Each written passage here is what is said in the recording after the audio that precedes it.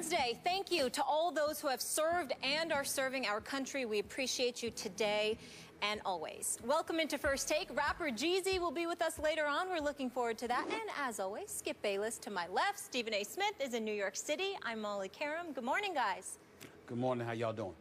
Good. I like that shirt. I like it a lot. Of course, I love those colors. Those are Dallas Cowboy colors. Thank you for that. Well, actually, there's no gray in here, but let me say this to you. The fact that you would tell me that you like this shirt makes me want to go back to my closet and take it off. But I will give you credit. I do like that box square. You know, the fact you've been rocking box squares lately over the last few weeks, I see you getting a bit more dapper. I'm impressed. Just trying to keep up.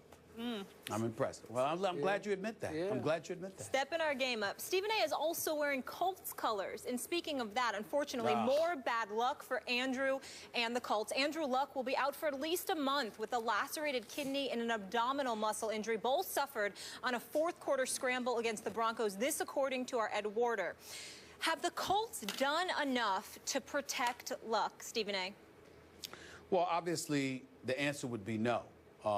You know, the reality is that they haven't been that impressive this year. We all know that. And although he's only been sacked 15 times this year, you consider the fact that he's certainly been hit enough. You combine that with the fact that he walked into this season being sacked 100 times over the first 3 years of his career, combined with the fact that he was hit an additional 71 to 80 times.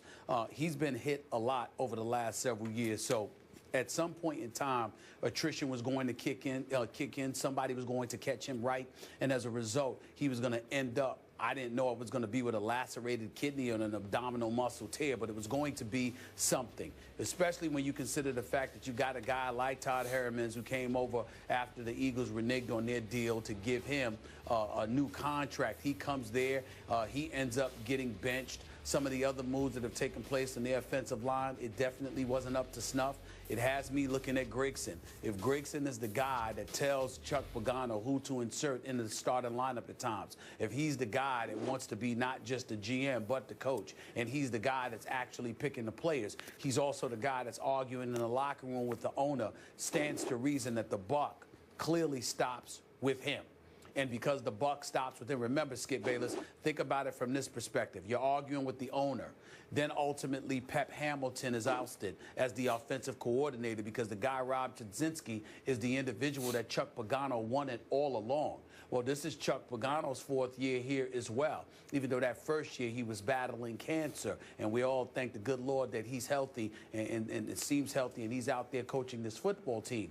But when you take those things into account, if he didn't have the offensive coordinator that he wanted initially, and you believe the reports that Grigson had some say in who was starting and who was going to be playing, and you clearly know that as the GM he was picking the players, then the ultimate onus in terms of Andrew Luck's protection or lack thereof falls on the shoulders of their GM, Ryan Grigson. So as far as I'm concerned, an injury can happen on any freak play.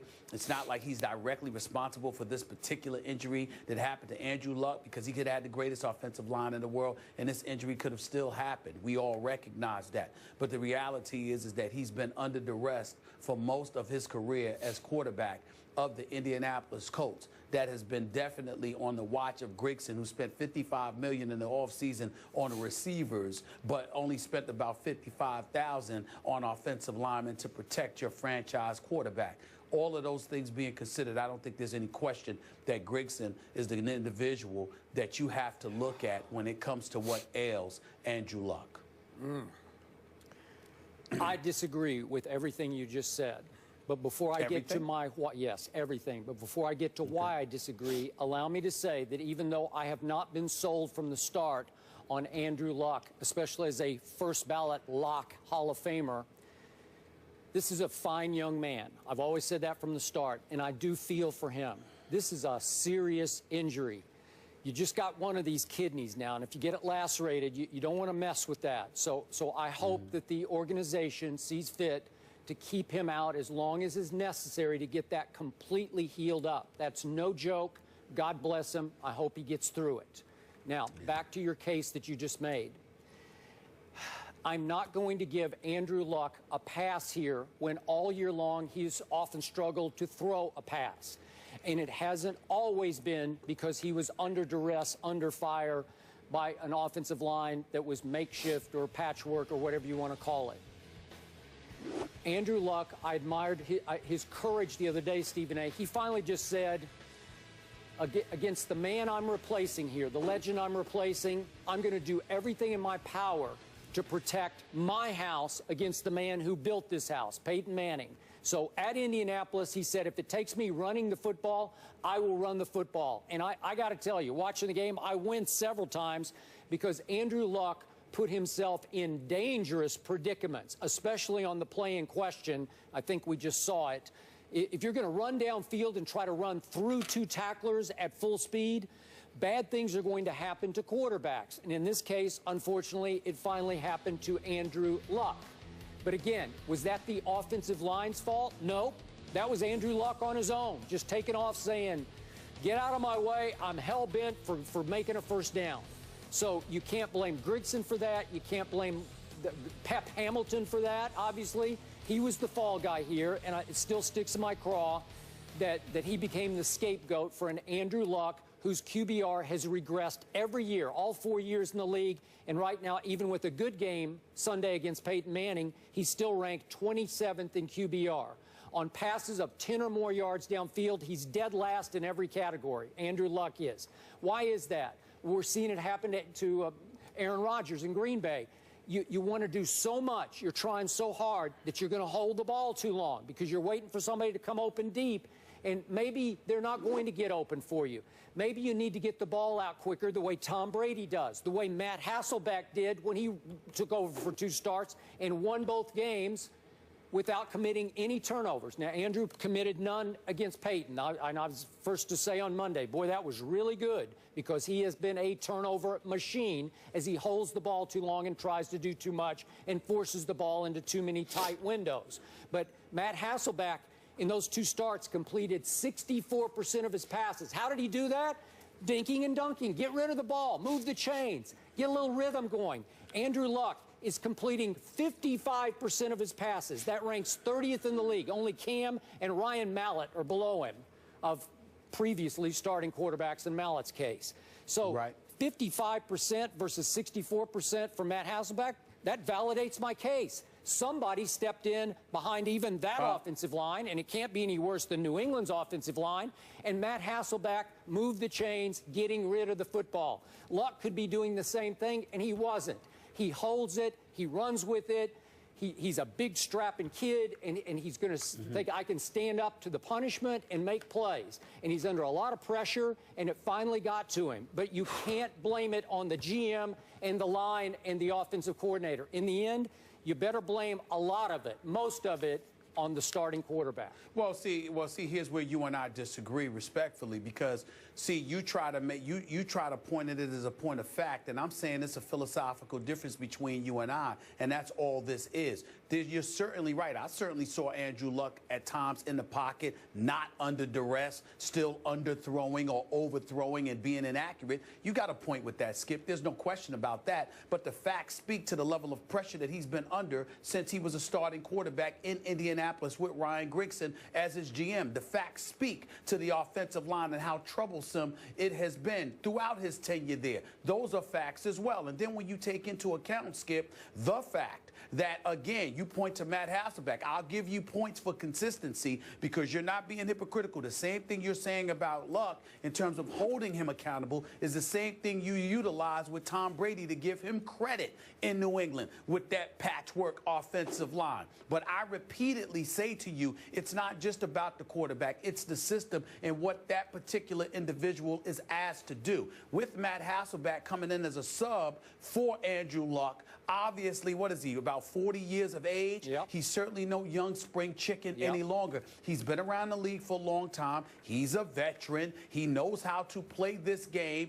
But physically, due to age, attrition, etc., there are limitations to what he could do. So what happens? The offensive coordinator comes in there and he calls plays for Matt Hasselbeck to get rid of the ball quickly so he won't find himself under that duress. But when Andrew Luck Luck was in the lineup, at least under the stewardship of Pep Hamilton, he was taking 3-step, 4-step drops, getting rid of the ball considerably later than he elected to do last week when Chudzinski stepped in as the offensive coordinator. So that's not an accident. When you look at the way that he performed against the Denver Broncos, and you saw the absence of those turnovers, how they were omitted, and it wasn't anything like the Andrew Luck that we had seen previously that was 1-5 as a starter for the Indianapolis Colts this year. You said, what was the difference? Well, what we saw was a difference with exceptional play calling. We saw a difference in the dip and dunks because he was doing it more frequently. He was getting rid of the ball almost 2 seconds later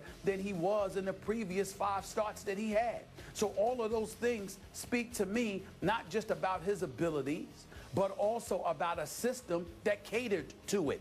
Just the same way it was catered to for Matt Hasselbeck. Just the same way it's catered to for the great Tom Brady. That wasn't what was taking place at times with Andrew Luck. Now, he has responsibility for that. He has culpability. I'm willing to give him at least 50% of it because he's the quarterback. But I can't ignore the things that I'm seeing happening around him when if it were anybody else, look at a Russell Wilson, even though they're having some troubles this year because he was getting sacked religiously, even though he's a better scrambler than Andrew Luck. Offensively, Darrell Bevell and those boys in Seattle have done things to facilitate the growth of Russell Wilson over the course of these first 3 years in the NFL. I would have liked to have seen that with Andrew Luck. The difference is Russell Wilson in Seattle had the Legion of Boom, and they said, Russell, just don't lose for us. Whereas in Indianapolis, Andrew Luck was succeeding Peyton Manning. And they said, Andrew, here's the ball. Could you take us to the promised land? That's the difference. So, bottom line, do you still like the Colts to make it to the Super Bowl? Man, I gave up on them after week 3. All Please. Right. But I don't think you should give up completely on them because this division is so bad that, and their schedule still looks so easy to me. I think Hasselbeck can win some games here. No. I had no doubt. I never had any doubt that they would, even when they were winless, I knew they would win the South. I believe that because there's nobody else in the South. Jacksonville, Tennessee, Houston, I mean, give me a break. I'm not even thinking about that. The point is they were going to win the South by default. The question is Cincinnati, Pittsburgh, New England, Denver, are you going to beat those teams? No. And I saw enough very early on to realize there's no way in hell they were going to beat those teams. Fair enough. Appreciate that. Luck, in addition to a patchwork O-line, also had a suspect defense and running game in one of the oldest rosters in the NFL. So you're on Luck's side here. I am. Oh, making more excuses. And Russell Wilson had Marshawn Lynch. He didn't have a guy like that. Okay. But we move on.